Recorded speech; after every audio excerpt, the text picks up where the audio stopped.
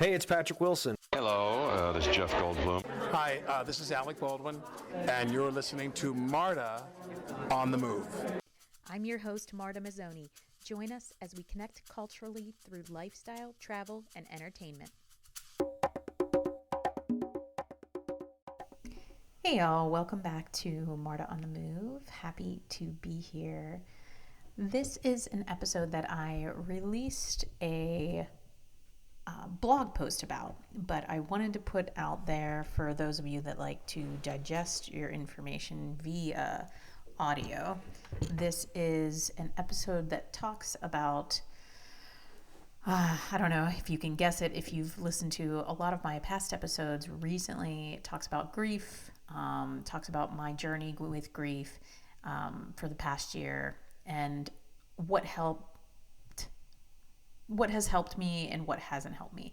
And I wanted to record this episode just because I think it's really important. A lot of you have reached out over the past year, which I'm very thankful for, and shared your own experiences with grief. And I just want you to know that you are heard and you are very much appreciated. It definitely made me feel a lot less alone, knowing there are people out there going through some of the same things that I was going through.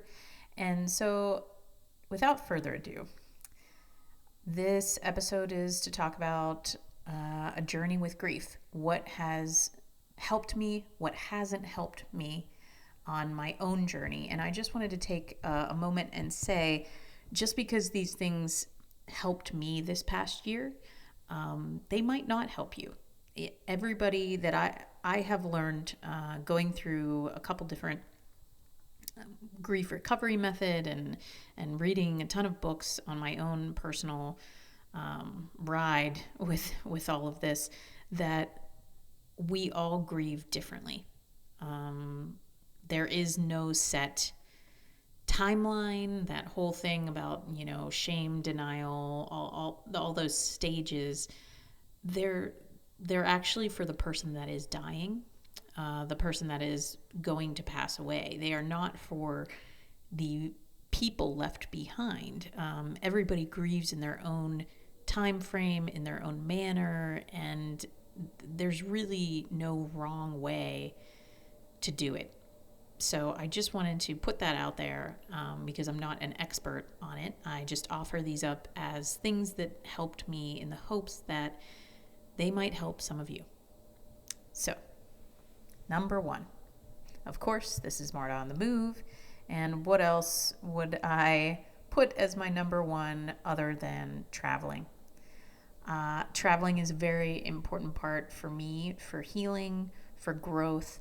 And I think personally that when you travel after the loss of someone, it puts things into perspective because you are seeing something bigger than yourself.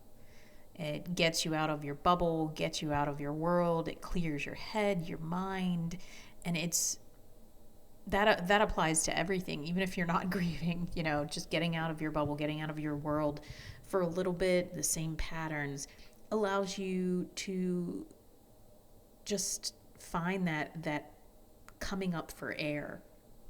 So travel I put as one of the wonderful ways that you can create some space for yourself in your time of grief. The next one is talking about the person that has passed away.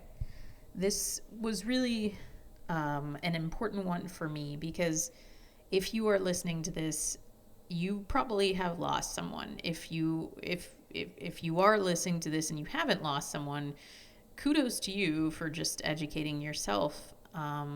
Maybe you know someone that has lost someone. Maybe you are the husband of the wife, of the sister that passed away. Hi, Phil. But either way, you're here and you're educating yourself, which is really important.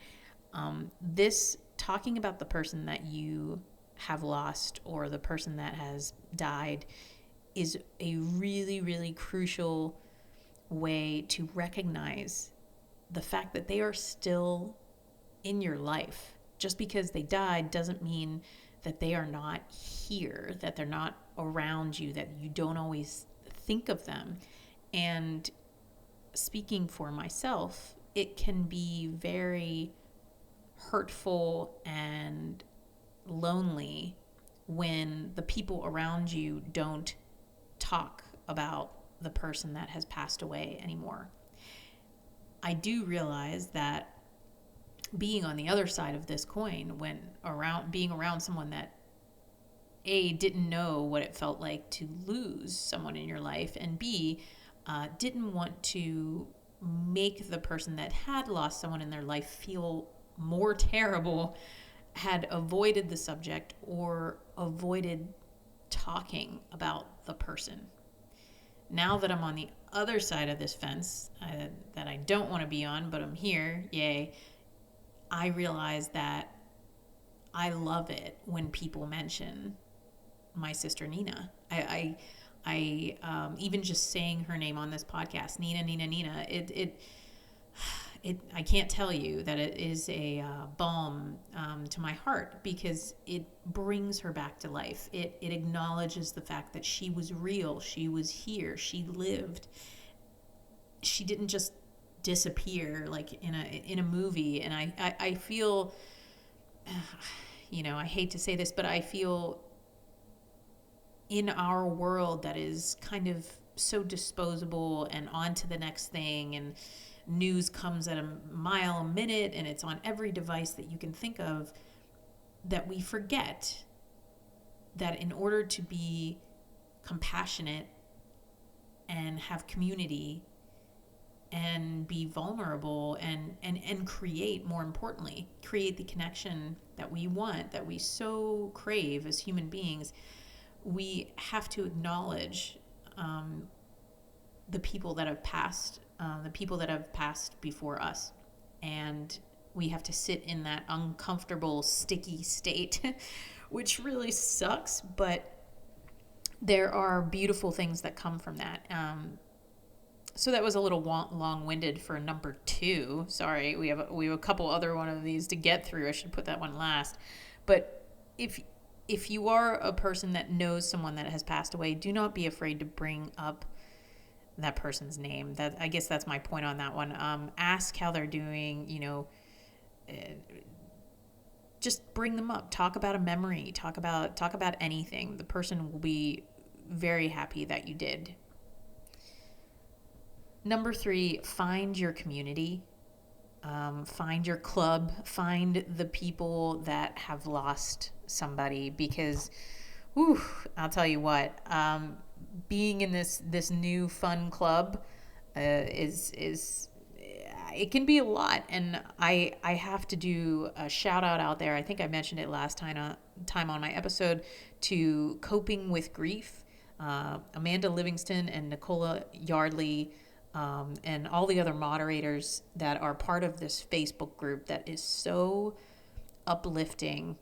I can't even tell you. It just really helped me this past year to have a support group of people that knew what it was like to lose someone close to you, and to be broken, and just to keep trying to put one foot in front of the other. Having that support, having that community, finding that community is essential to your healing process. If you are listening to this and you have lost someone, talk to people who have lost others and hear their stories. Sit for them, and they will sit for you. By sharing these stories, once again, it brings them back to life, and there is just this connection that you have, and you just feel a lot less alone.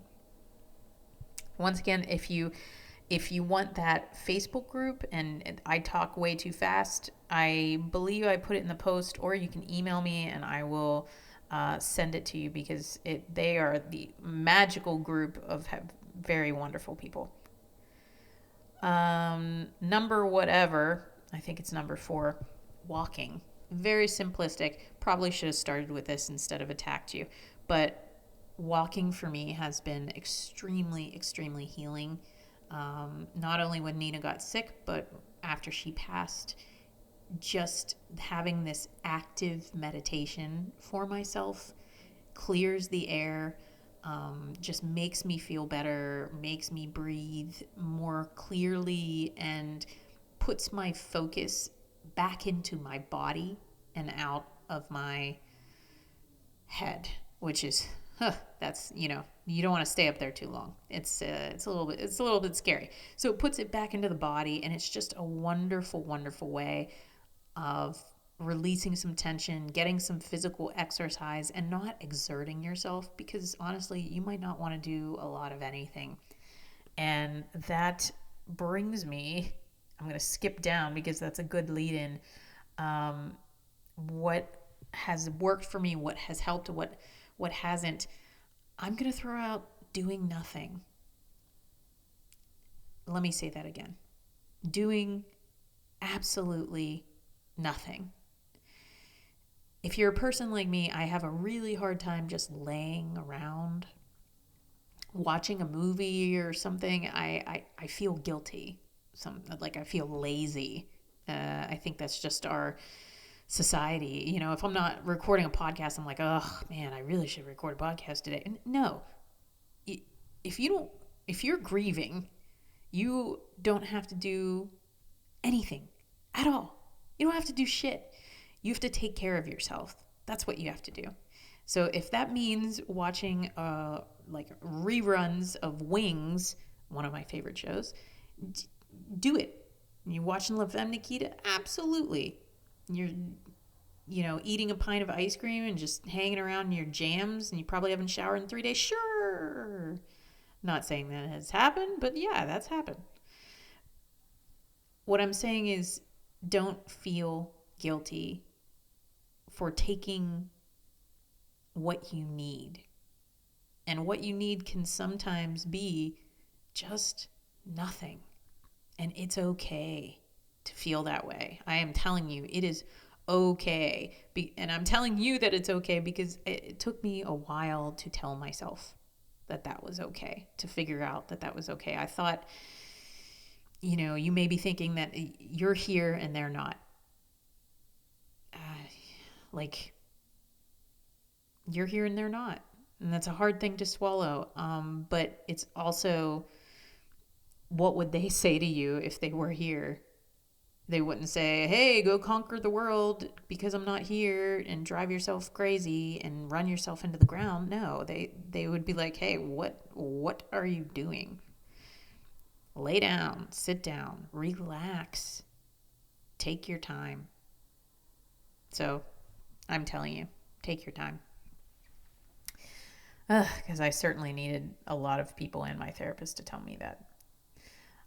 Number 6, I believe, embrace the tears. My new favorite subject. Let's talk about crying. No, really, I'm not kidding. Crying and laughing are like the same to me now. I cry more than I laugh this past year, which it's okay. It's a form of release. Crying is a form of release. It is healing. It allows your emotions that your body is telling you, your body's knocking on your door and telling you that it needs to release something. And that comes out by way of crying.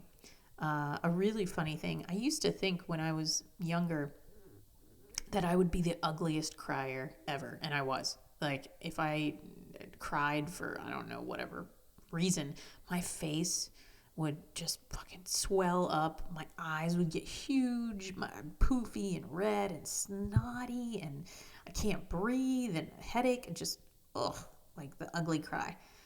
I've had a lot of those this past year, and, something to look forward to if you're grieving and you have been crying, and maybe you feel this way, maybe you don't. But I like, my face doesn't get weird anymore. It's like my body has just acclimated to just being ready to cry at a moment's notice. And I'll tell you what, that shit comes out of nowhere. My sister's birthday, I don't know when I'm going to release this, but my sister's birthday is coming up on the 18th. This past week has been a nightmare. Just awful. like on the verge of tears every minute of every day. Like, and I can't help it. It just comes out. So my tip to you is to just let it out and not be embarrassed and not be humiliated by the fact that you are crying. I said it before and I'll say it again. I am so ready to ship the fact that crying should be just absolutely encouraged in public. I'm at the point where if I saw someone crying in public, I would just stop and applaud them and be like, yes. And also, I'm sorry, what do you need? That was, wrong of me to clap for you, but I'm just very proud of you and your vulnerability. In this moment, I see you. I hope you wanted to be seen. I'm sorry. And then just walk away from them. Still rooting for them in my head. So that's a tip. Let those tears go and just don't be upset if they come. You can be upset and own your emotions, but they will come and they are healing. They are a release for you. Number whatever, being in nature. This goes hand in hand with walking. If you need to get a treadmill, whatever you need to do, I got a treadmill because I need it. I couldn't stop the walking, but there is nothing for me than being in nature. There's nothing that replaces being in nature. It just grounds me. And once again, this is me. This isn't you. These are just tips. But get out there, even if you don't want to. I know it's hard to pick one foot up off of the other. And I know I said that you should do nothing, and that's cool. But we all know inherently that point within us, if we listen to our bodies, if we listen to how we are truly feeling on the inside when we need to move. We do. We feel it, like maybe your tailbone is aching because you watch too many Netflix. Like, get up, go outside. Any change in a pattern that you are doing, and this is proven, that any change in a pattern will redirect your mind and get you out of the funk. Totally. Like, just getting up and taking a 5-minute walk around the block can just do wonders for your mood. Just because your mood is shit 1 minute, and I need to learn this really badly, doesn't mean your whole day has to be ruined. Just taking a walk around the block just offers you up some new breath, some new perspective, and just makes you feel better. That leads me to my favorite. One of my favorite things that has absolutely helped me, and I will try not to talk for an hour about it, is meditation. And I know that is a scary word to a lot of people. I know it sounds very frou-frou. I know it sounds like something that it's like the word therapy, right? You can replace the word therapy with the word life coach, and somehow it's more digestible and acceptable to people. Same thing with meditation is just remove that word. Remove the word meditation and just replace it with mindfulness. That's it. Just being more mindful, incorporating some breath.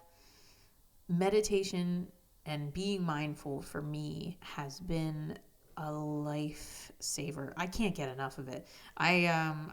We studied transcendental meditation, doing 20 minutes twice a day, and those used to be a struggle. Now I can meditate for an hour. Just leave me the F alone. I just want to be quiet. Send me into a sensory deprivation tank, or just put me in a room, let me lay down. It does wonders. That's all I'm going to say. And if you or anybody wants to start meditation, a couple different things. Download the Insight Timer. It is free. I will eventually put my meditations up on there, but I'm really lazy right now and busy doing nothing sometimes. So I will get them up there eventually, but there are a ton of people out there putting meditations out into the world for you to use and to help you gain some space, and starting from square one. If you want more direct guidance with meditation, I am happy to work with anybody one-on-one to help them figure out their exact meditation routine. And I'm telling you right now, what works for some people doesn't work for everyone. Some people need to start in a more active meditation. They can't just sit on a pillow on a mountain and close their eyes, and that'll just give them anxiety. I know how it feels. I too suffer from that sometimes. So what I'm saying is, it's out there for you, no matter where you are in your practice. If you're a beginner, if you're advanced, don't lose it if you are grieving. And a note to, if you are listening to this and you are with someone, or you have a friend that is grieving, ask them to meditate with you. Actively encourage them to do it. And there's all different kinds. Just Google different kinds of meditation and you will be there forever. Or you can ask me, and I am so, so happy to talk about all the different kinds. It's my fave. It's one of my faves. All right. Ba-ba-da-boom. Number 800. Helping others. Something that has happened, and it has been happening for many years as we get older, I'm sure. But Nina dying has really just sky launched me into, what the hell is the meaning of it all? What is the point? Why are we here? What is my purpose? And why the hell do I feel so lost all the time? This happens quite frequently. A lot of it happens in the very, very beginning of right after someone has died. Those first couple months, you just feel, I mean, at least for me personally, I just felt completely hopeless. And I really needed to reevaluate what I was doing with my life, how I wanted to spend my time, what was filling me up. And helping others has really been the way. It's like all I want to do. Like, not all I want to do. I still want to sit on Netflix and watch stuff, and I still want to travel, but I want to help people. I want to help people in their meditation process. I want to watch kids, grow up and learn different things. I want to reach out to people who are suffering the way that I have suffered, and try and offer some sort of semblance of healing. I don't know. Whatever it is. Reaching out to a friend, giving a listening ear, donating your time, like whatever skill you have, and I will tell you right now, if you feel like you can't help anyone, like what do you have to offer anyone else? You have plenty. Everybody, every human on this earth has been given gifts. We all have been given gifts. And if you are lost and you are down on yourself, one tip that I would give you is to sit down and write a list of all of the things that you're good at. Just good at, not great. Not things that you're fan-freaking-tastic at, because you probably wouldn't list them anyway, because we're so down on ourselves as human beings. We just are. But just list things that you're good at. And if you cannot find anything that you are good at, go ahead and sit down and list all the things that you're bad at. And notice that your yin and yang is automatically going to show you the things that you're good at. If you're bad at this, you're probably good at this. It's just a little trick that I have, that I played on myself. Haha, Marta. Anyways, whatever. I digress. Where was I? Helping others. It all leads back to helping others.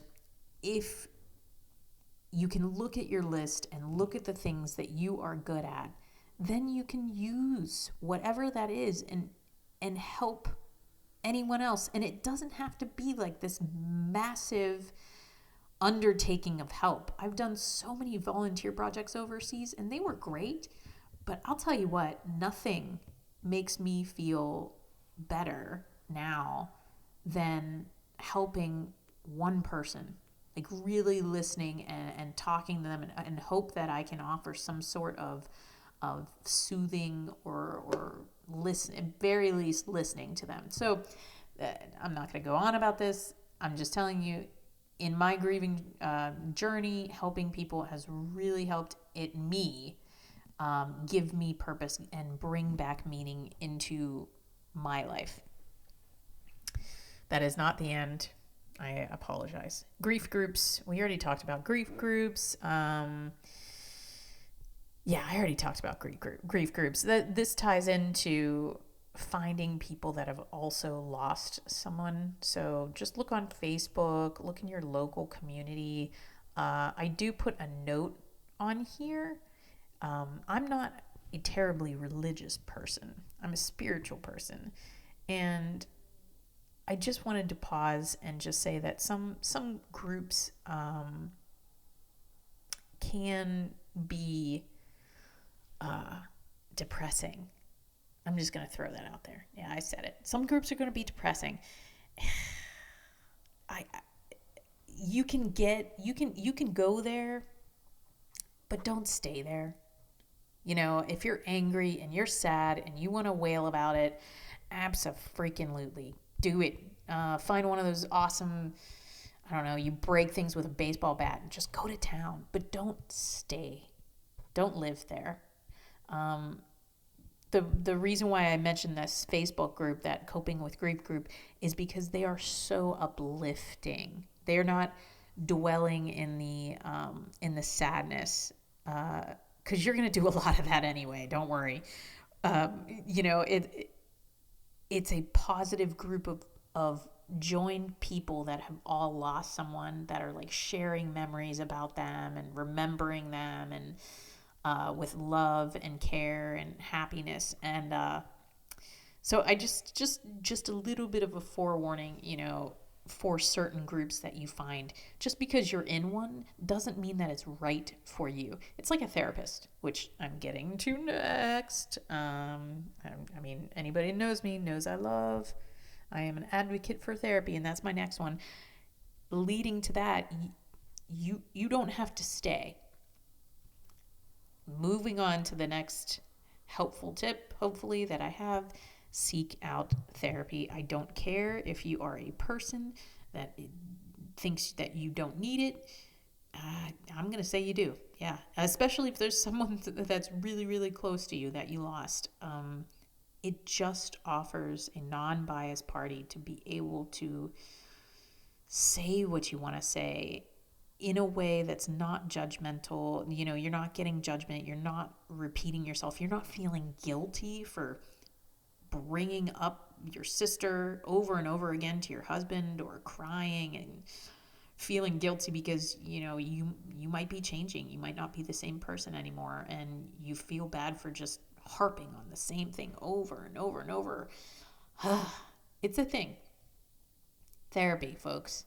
It is wonderful. And if you are in a marriage, if you are in a relationship, I suggest therapy for every single person in your family. For example, my husband and I each have our own therapist, and we go to couples therapy. It is so important because communication will break. I'm going to repeat that. Communication will break. And what I mean by that is, if you've lost someone close to you and you're in a relationship, you will lash out. You will change. You will not be able to accurately be vulnerable and accept help or communicate with others. And that is going to affect the relationships that are still here, that are still alive and present in your life. It is so important to do this work because, for example, I will speak for myself, I found myself pushing people away. I wanted to push people away. I wanted to leave. I wanted to disappear. I wanted to run. I wanted to be the fuck alone. But, you know, my husband looked at me one day and he goes, I see that you're pushing me away. I see it. Don't. Please. And that was it. Like, that's when I realized that we needed it, that we had to go talk to somebody, that I needed. Well, I was already in therapy, but like we needed to talk to somebody to open back up that communication, because it is so hard to how the hell do you express how you're feeling when you've lost one of the closest people in your life, one of the loves of your life? You can't tell them how you're feeling. There's like 8 bajillion emotions in there. And then everything gets crossed. The wires get crossed. It's just a mess. So, as I said, therapy. Also, I'm going to mention this. If you have children who are of a certain age, like 7, 8, 9, 10, 12, whatever, trauma starts early. We know that now. We're all adults dealing with our inner children, trying to heal them. So not talking about something is not the answer. If you have kids that were around somebody that they were really close to, please consider sending them to a therapist. And you can call a therapist whatever you want. Just someone to talk to, a safe space that they are expressing their emotions, because they have emotions. They probably cannot express them just like we can't express them, but they do feel them, and they can create scars for later down the line. We all know that. So don't be afraid of the T word, people. The TH word. Therapy. Oh, different types of therapy. There's loads. Just wanted to put a little bit of an asterisk underneath that for art therapy. To talk about different kinds of therapy. It could be because maybe talking with somebody isn't your jam. Art therapy. Get into crafting. Get into painting. Take a different class.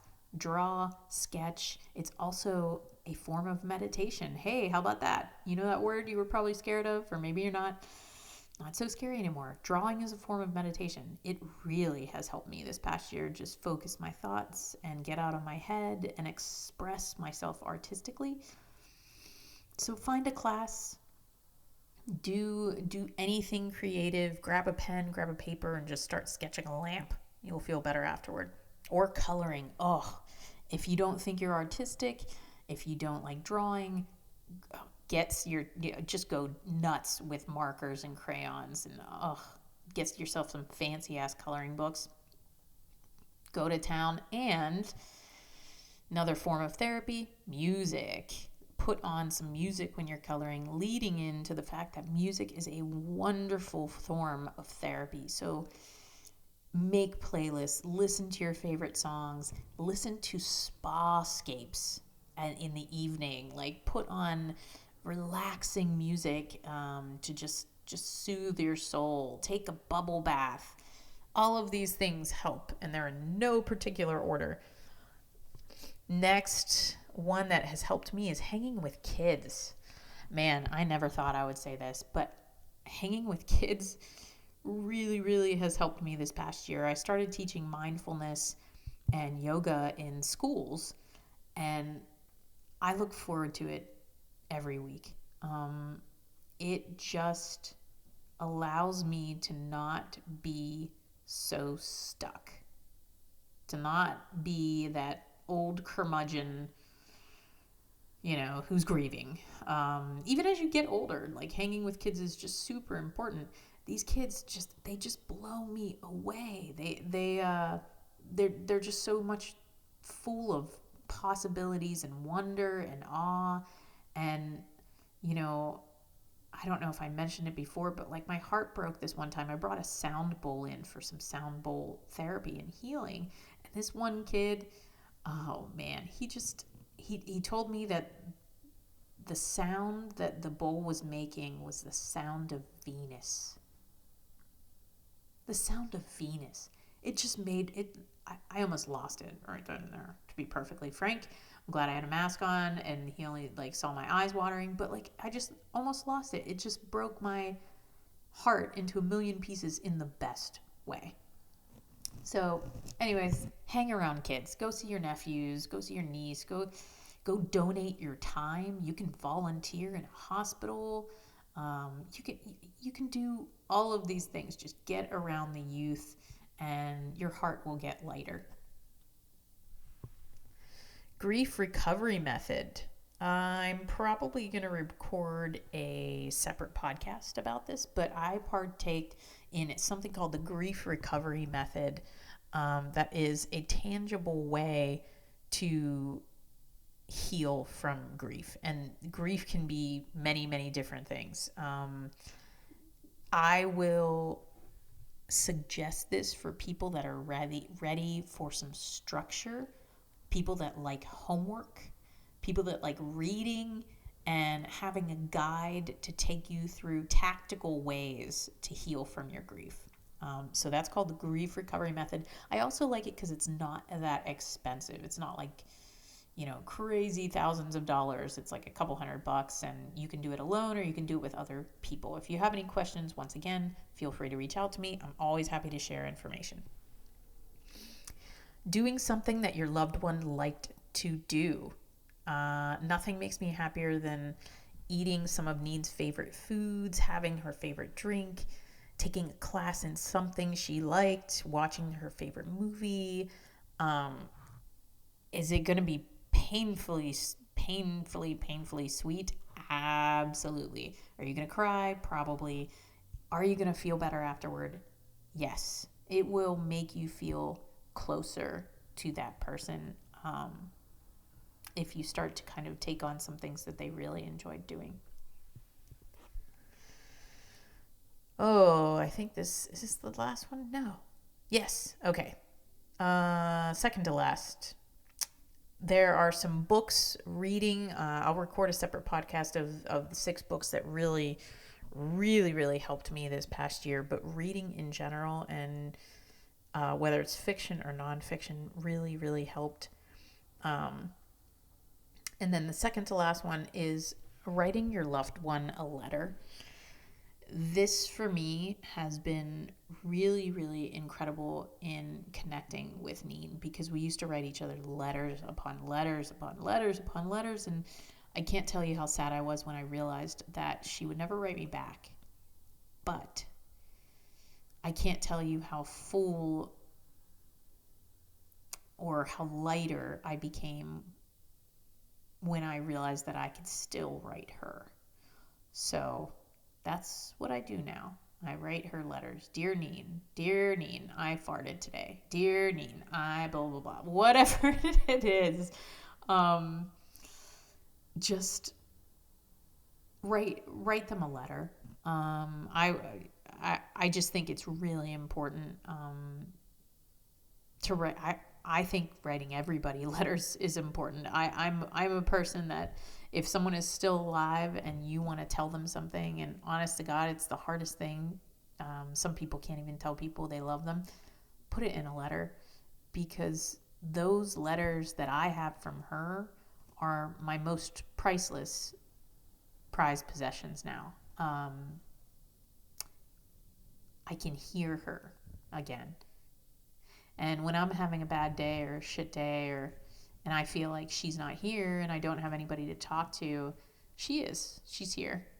I can open up my laptop or I can grab a pencil and pen and I can write to her, and she'll listen.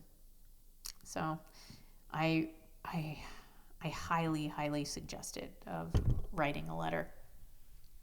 And last one that helps, self-care in every single freaking form that exists.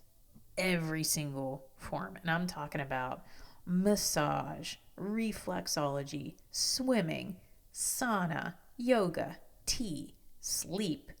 Putting yourself first is now your priority. I'm going to repeat that. Putting yourself first is now your priority. Your loved one would want you to take the best care of yourself. Do the things that make your body and your mind feel good. It is not selfish. I repeat, it is not selfish. It is self-care, because you cannot pour from an empty cup, especially if you are a person that is taking care of little ones. It is not selfish. You need to put yourself first. And if you need to go back and listen to my episode that I think I recorded, how self-care is not selfish, do it. Go back. Listen to that shit. Because you deserve it, and you deserve to take care of yourself. This is a wonderful opportunity for me to plug my Sunday evening stress relief class that I do online. It is a mixture of breath work, of mindfulness, light meditation, stretching. You can be a beginner. You can have never meditated before in your life and shown up. We do some self-massage. Honestly, it's just delicious. That's the only way I know how to put it. I look forward to it every week. It is part of my Sunday self-care ritual, and I hope you consider making it a part of yours. It really makes a difference, especially if you're grieving, to take and carve out that time for yourself of just having some space. You'll also be in a community that, shows up for themselves regularly, and that in and of itself is extremely special. So find the link in the post. It's there. Boop, ba boop. Okay, last things that didn't help me. I just wanted to touch on a couple different things that didn't help me, and they might be the same for you, but I would be remiss to not mention them. Excess alcohol. I'm currently taking a hiatus from alcohol. It's okay to indulge, but a lot of times when you're grieving, you can make that excuse for like that extra glass or bottle of wine. For me, it just affected my sleep. It's a depressant. It gave me cravings, like just sugar cravings for another glass or sweets. And, realizing the answers aren't at the bottom of that bottle. My sister is not at the bottom of that bottle. Just really, really helped me step away from it a little bit and get a clear head, because it is a depressant. So, and it's a numbing agent. But once again, this is just my opinion. Staying up late. I need some regular bedtimes. The demons come out at night as well, so I go to bed earlier. Especially those first couple months, those demons are real. And if I can get in bed earlier and not have to put off that so my head doesn't spin, find yourself a regular bedtime. Get some sleep. Get some sleep if you can. Overeating, same as drinking, makes me feel worse, bloated, blah. Just eat some good foods that are good for you, foods that nourish you. Big one, meeting with comforting yet toxic people. Oof, man. I'm going to repeat that. Meeting with comforting yet toxic people. I'm going to tell you right now that you are under no obligation to humor or give your time to people that bring you down, even if they don't know that they're bringing you down. You are on a journey of your own self-care now. And just because someone is in your life doesn't mean that they're great for your well-being. Just because something is comforting, because it is familiar, it doesn't make it good for you. So if somebody pops in your head right away, that might be a little bit of a red flag, that maybe just take a step back or maybe reassess your relationship. Here is a practice that you can do to know if this is happening to you, because it's hard to spot because it's comforting. It's giving you mixed signals.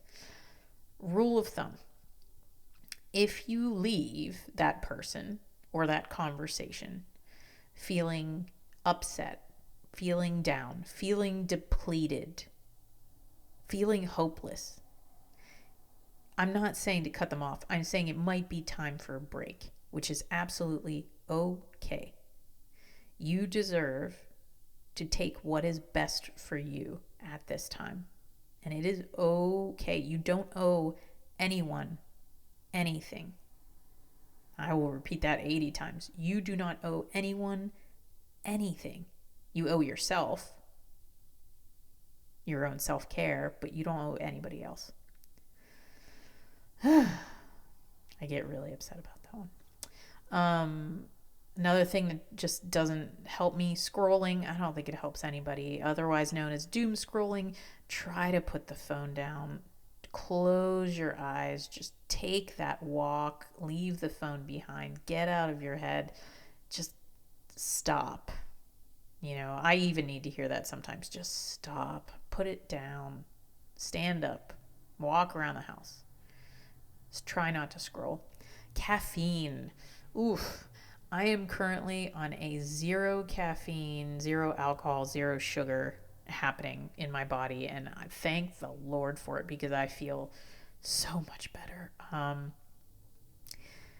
Caffeine causes anxiety. So excitement and anxiety are almost on the same exact level of spectrum. I would have terrible anxiety, and I love my matcha. I still do. It's a treat, but I cannot have it every day. I would suggest, if you are suffering from anxiety, to dial back your caffeine. At least stop drinking it after 10 a.m.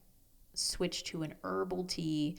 You will notice, one of my cousins came up to me and she's like, "Oh my God, I can't sleep.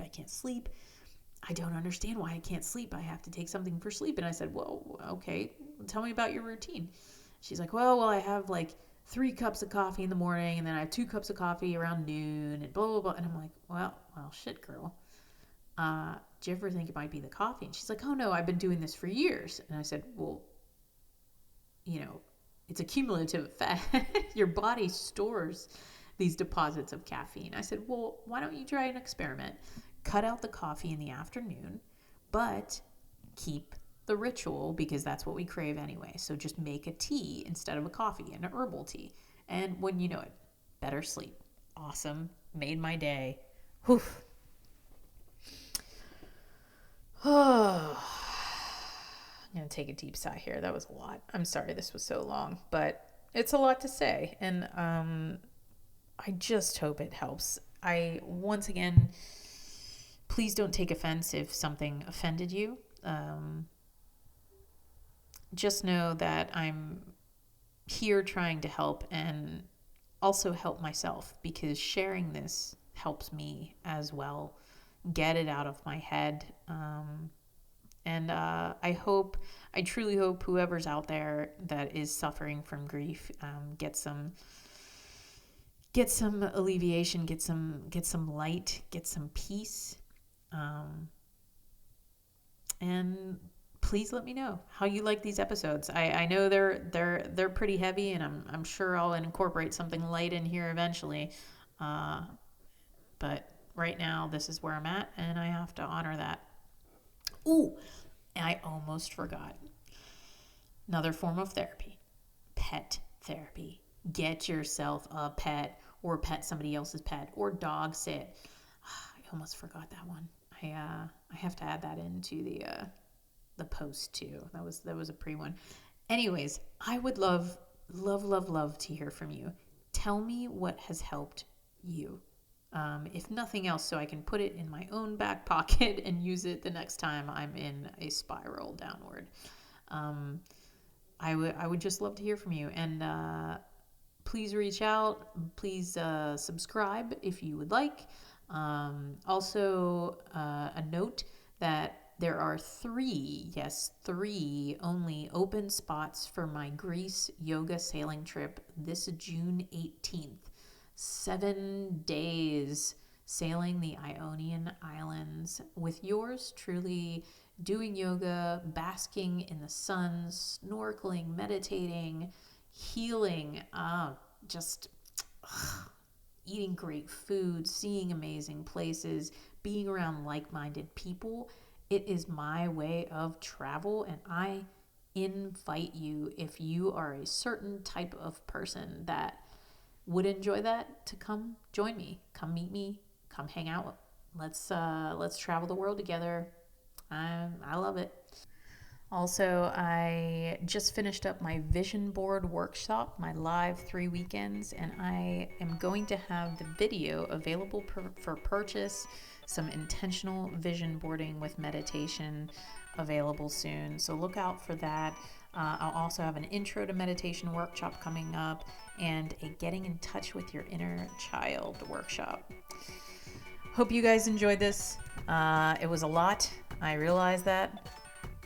I really appreciate you guys being out there and allowing me this space to express myself.